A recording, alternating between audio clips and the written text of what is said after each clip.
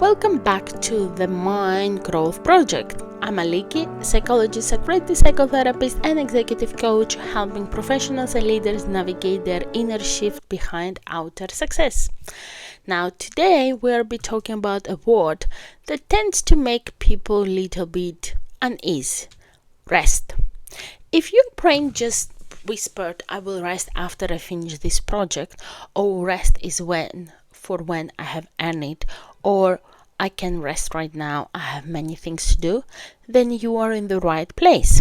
Because in a world that glorifies productivity, rest gets mistaken for laziness. But it's not lazy, it's strategic.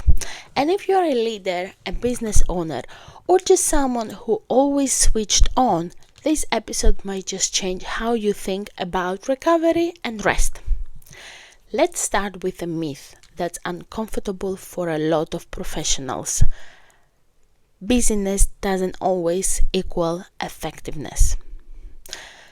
Now, most of us were told to see rest as the opposite of work, as if you're either producing or wasting time. But your brain, your nervous system, your creativity, no, they don't thrive under constant pressure. They are deteriorating. What happens when you never truly rest? You lose cognitive sharpness. You become emotionally reactive. Your decision making gets impulsive or rigid.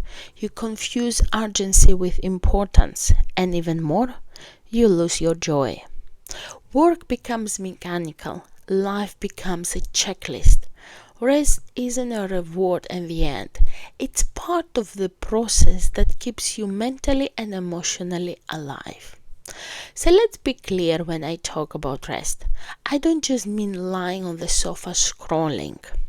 I mean intentional, replenishing, full system recovery. Because even when you are scrolling on your phone on your sofa, that doesn't mean rest. Because your brain still gets information from scrolling that requires energy to filter. So there are actually different types of rest your brain and body needs. 1. Mental rest. Time away from cognitive loads. No decisions, no problem solving, no scrolling. Sensory rest. Less screen time, less noise, a quiet walk, a room with soft lighting, no TV, no music. 3. Creative rest. Space where you are not outputting, listening to music, looking at art, letting your mind wander. 4. Emotional rest. Safe space when you don't have to perform. Therapy, journaling, or even just sitting with someone in silence. Recovery doesn't mean absence of activity. It means shifting the energy, moving from doing to being. And here is the twist. You perform better when you rest well. This isn't just fluff. It's neuroscience. If rest still feels impractical or indulgent, here are 4 ways to begin integrating in a sustainable professional way. 1. Schedule micro recoveries. 5 minutes pauses between meetings, walk without headphones, glass of water without multitasking. 2. Protect one no output zone per day. This could be your lunch or your commute home, even 15 minutes before bed, or one time a day when you are not solving, fixing, replying, or performing. 3. Normalize it in your language.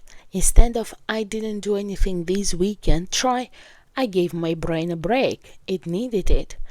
Start treating recovery as part of success, not a break from it. And 4. Audit your energy, not just your time. Some tasks drain you more than others. Track what truly depletes you. Then build in small buffers around those moments.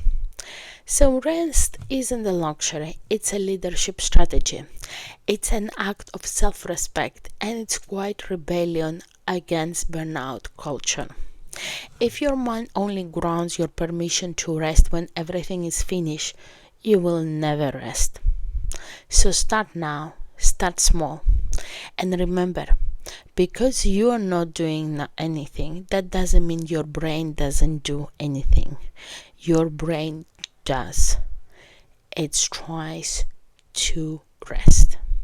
So let your nervous system learn that you can pause and still be powerful. And if you are working on breaking out of the busy equal worthy mindset, I'm here.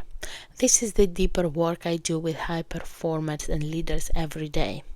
Thank you for listening to the Minecraft project. Share this with someone who needs to hear it, and I will see you in the next episode when we grow the mind one thought at a time.